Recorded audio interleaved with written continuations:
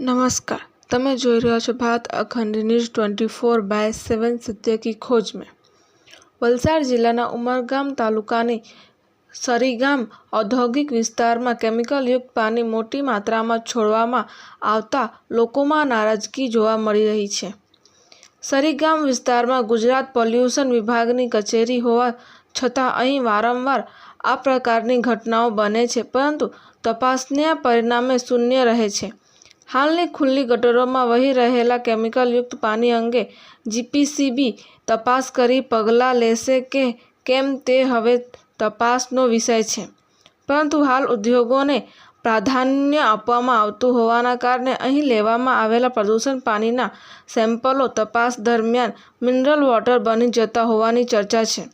તો લોકો જ્યારે પણ આ બાબતે રજૂઆત કરે છે ત્યારે તપાસના નામે ફરિયાદ કરનાર લોકોને ખોટા ઠેરાય છે, ત્યારે જ જમીન પ્રદૂષણ ફેલાવતા એકમો સામે પગલાં લેવાય તે જરૂરી છે।